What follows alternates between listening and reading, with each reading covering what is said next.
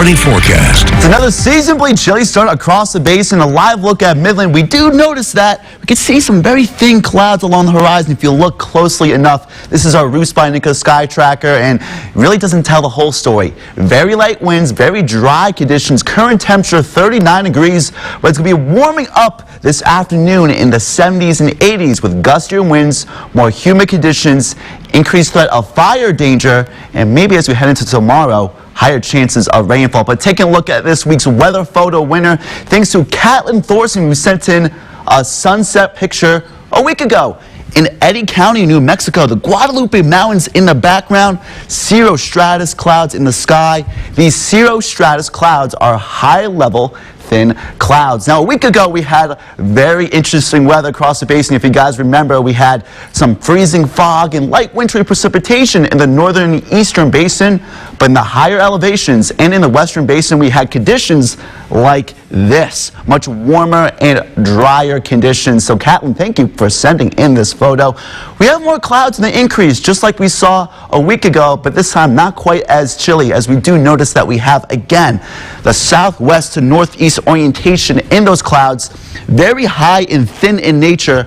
That's why it's not producing much in the way of any precipitation. And again, still very dry out there. Extreme drought in these reds in the Midland and Odessa area, in the southern part of the basin. Moderate to severe drought in those oranges and tan colors in the Guadalupe Mountains and also in Eddy County as well. It's been a very dry go as of late, but I'll be talking about higher chances of rainfall tomorrow, but before then, it's going to be dry. Current temperature 39 degrees with very dry conditions in the lower levels of the atmosphere, but gradually getting more humid, cloudier, and warmer out there. 70s and 80s across the basin, so back 5 to 10 degrees above normal in many locations, and only cooling off in the 40s and 50s tonight. That's because we're going to be having more humid conditions.